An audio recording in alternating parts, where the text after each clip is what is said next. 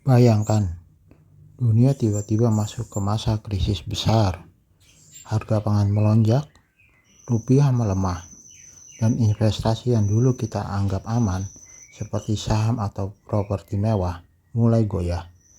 Tahun 2027 banyak diprediksi jadi tahun penuh gejolak, tekanan inflasi global, ketegangan geopolitik, bahkan potensi resesi di negara maju.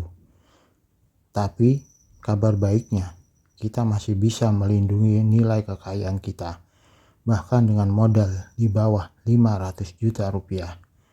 Di video ini saya akan tunjukkan aset-aset yang tahan krisis, yang bisa dimiliki siapapun, bukan hanya orang kaya saja.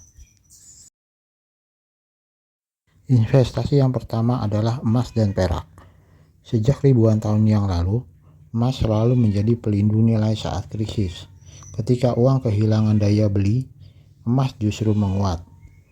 Dengan modal mulai dari Rp50.000, kamu bisa beli emas digital, baik di Pegadaian maupun di Peluang. Dan kamu juga bisa membeli emas fisik, yaitu emas antam, baik yang 5 gram ataupun 10 gram.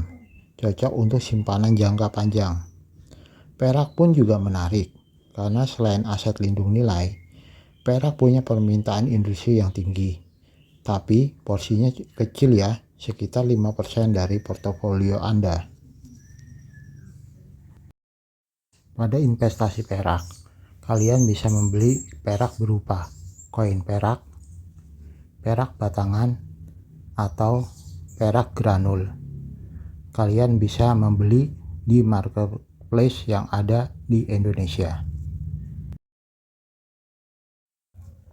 Untuk yang kedua, investasinya adalah obligasi negara retail seperti ORI dan Sukuk Retail.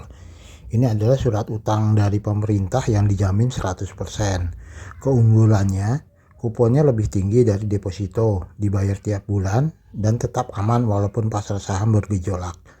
Kamu bisa mulai dari Rp1 juta saja lewat aplikasi Bibit, Bareksa, atau bank umum lainnya. Idealnya alokasi 30-40% portofolio kamu ke ORI atau SBR, biar tetap ada arus kas stabil saat krisis melanda. Biasanya bunganya itu kurang lebih sekitar 6%-an per tahun.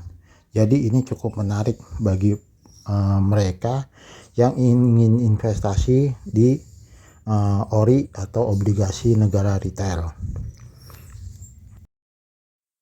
Investasi yang ketiga adalah berupa tanah kecil atau properti sederhana.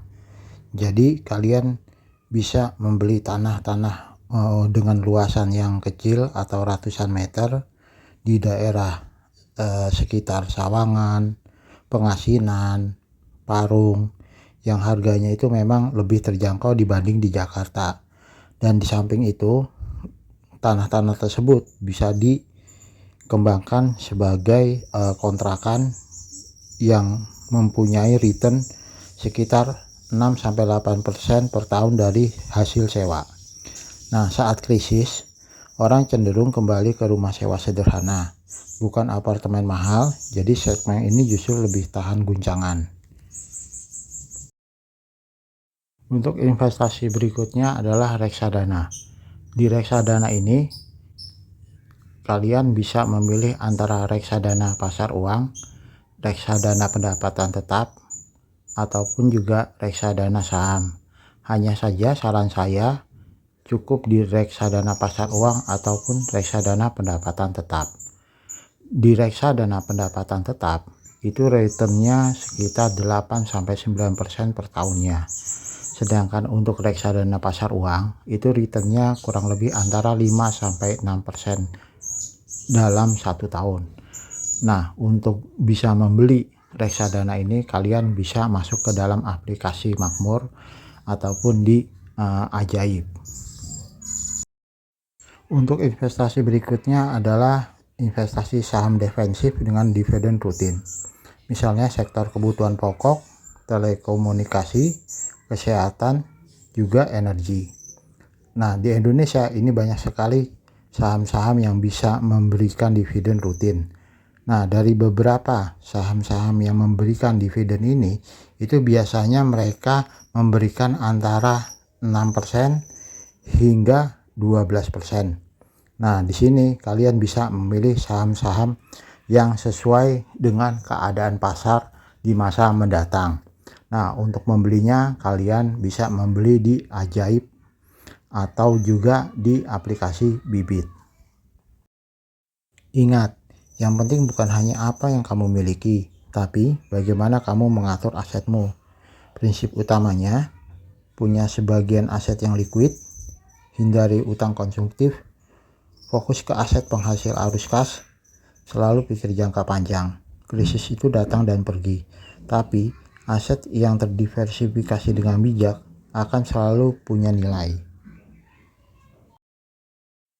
Jadi, walau kamu belum punya miliaran rupiah, bukan berarti kamu tidak bisa punya portofolio tahan krisis. Mulailah dengan langkah kecil, tapi konsisten. Bangun fondasi aset dari sekarang, karena masa depan finansialmu bergantung pada keputusan hari ini. Kalau kamu suka video seperti ini, jangan lupa like, subscribe, dan tulis di kolom komentar. Terima kasih dan sampai jumpa.